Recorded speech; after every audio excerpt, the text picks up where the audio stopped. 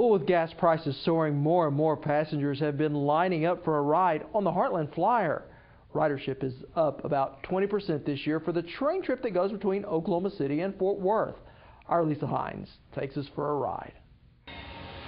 When the Heartland Flyer pulls into Pauls Valley, it brings more than just passengers.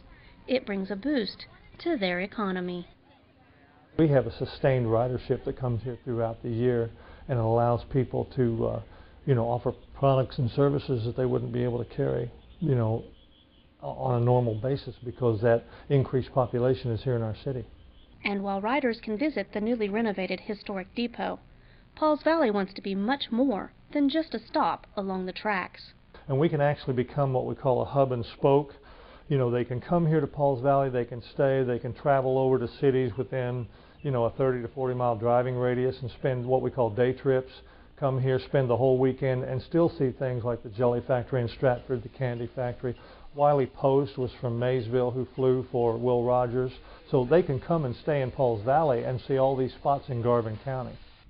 And further on down the line is the award-winning depot in Ardmore, just one of the towns along the line that benefits from the Heartland Flyer.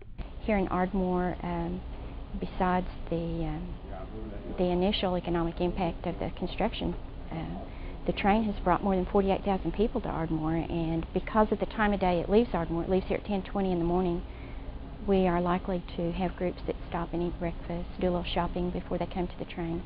We have a lot of groups from the western part of Oklahoma that come here to meet the train, from Lawton, Hobart. We've had them from Altus. We have a lot of school groups here because we're the last stop in Oklahoma.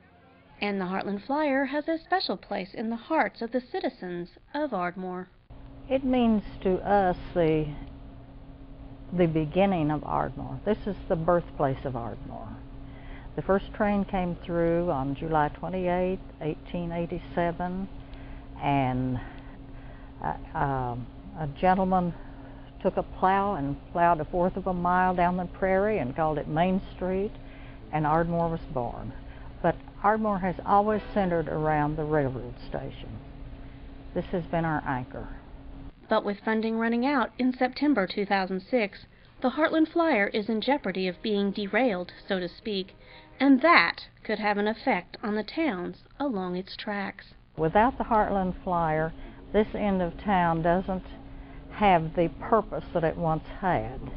Although this building is wonderful and there's lots of activity here, but the people still come to watch the train come in. They still come to watch the train go out, and they bring their children. And it's a wonderful way to travel if you don't really want to get out on the highway. I think if Heartland Flyer were to go away, you'd see not only a drop, in the people that come to this area to visit. I mean, obviously we're going to still get people that come to the Railroad Museum. We're going to get people that come from Main Street programs and activities. But the Heartland delivers people who come to view the area. Without the Heartland Flyer, I think that we'd be almost like a ghost town. There is another reason to want to keep the Heartland Flyer on its tracks. It benefits the citizens of Oklahoma. In our work at the Norman Depot on Saturday and Sunday mornings and in the evenings, we see a lot of elderly and disabled come through the depot. And these are people who would be stranded without Amtrak. And it's very important for them. And also for people who maybe just would prefer not to drive. To help keep the Heartland Flyer on schedule, there is something every citizen of Oklahoma can do. What we need to have are the people that want this train, the people that want to keep the train, is to contact their senators and their representatives and say, we want this. This is an important way for us to travel. We can't fly, and driving is driving, and this is something that Oklahoma has waited a long time to get back, and we definitely don't want to lose it because we've got the #1 rated train.